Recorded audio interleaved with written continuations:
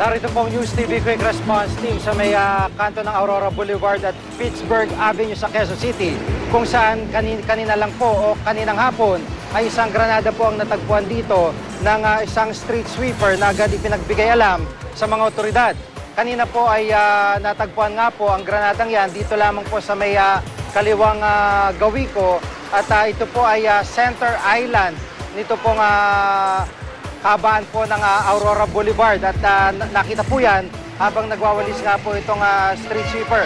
Isa pong may establishmento po rito ang tumulong magbigay alam sa mga otoridad ng pangyaring yan at mamaya po ibabahagi namin sa inyo ang payag po ni Mang Nelson. Samantala, pwede pa rin daw po sumabog ang granada na tagpuan dito po sa may poste ng LRT dito po sa Cubao. Kaya naman mabilis po itong na-retrieve ng Quezon City Police. Para sa karagdagang detalye, may live report, Emil Sumangil. Ang hapon, Jiggy, binalot ng tensyon ang kahabaan ng Aurora Boulevard malapit sa kanto ng 20th Avenue kanina. Makarang matagpuan ng isang MK2 fragmentation grenade. Unang nadiskubre, Jiggy, sa nasabing granada ang mga sweeper ng MMDA. Sa ibabaw ng Center Island ng Aurora Boulevard ito nakita sa panad mismo ng poste ng LRT. Nakasilid daw ito sa plastic at sa pag-aakalang laruan lamang. Ilang beses pa raw nila itong tinaktak, buti na lamang at hindi sumabog. Agad na itawag sa QCPD Station 7 at sa bomb squad ang nadiskubring granada. Agad kinordona ng area at pinalayo ang publiko, pati na ang kumukuha ng video. Mabilis namang na-retrieve ang granada, agad itong binalot ng tinatawag na bomb blanket at inilayo sa publiko. Ayon kay SPO3 Christopher Marquez ng QCPD bomb squad, dispalinghado na ang safety lever ng granada. Pero may kakayan pa rin daw itong sumabog at makapaminsala. Nasa kustudiya na ng EOD ang granada. Pipilitin naman daw ng QCPD na tukuyin kung sino ang nag-iwan ng granada, pati na ang posibleng motibo nito. Jiggy. Emil, yung mga otoridad ba ay may ideya na kung anong motibo sa posibleng paglalagay ng granada dito sa may Center Island, Aurora Boulevard?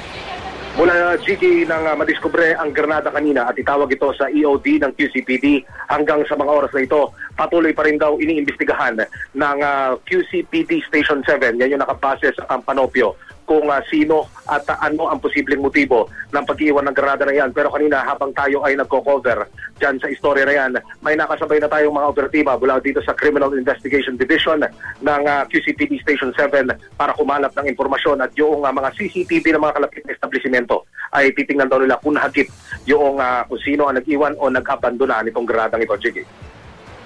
Kanina nabanggit mo yung mismong lever niya ay dispalingado na. Buti swerte pa rin. At hindi talaga nasabugan yung mismo mga nakapulot dito.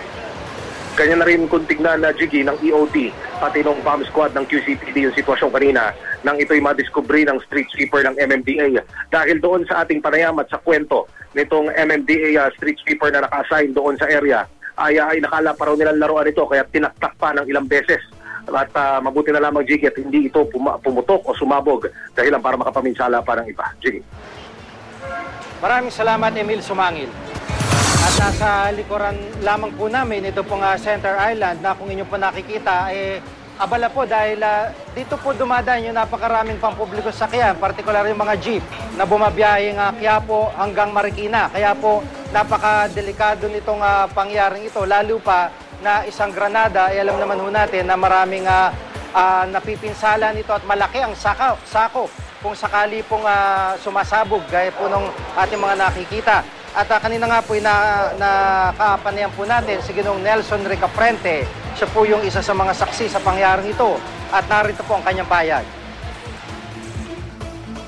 Kasi may nagwawalis na Metro Aid yan kanina. Nandun sa bandang baba, winalis niya. Tapos nilagay niyo sa taas. Sabi ko, ano yun? Sabi niya, granada. Nung pagsabi niya, tinawagan ko yung kapitan namin, Kapitan Jojo. Sabi ko, papunta ka ng tao dito.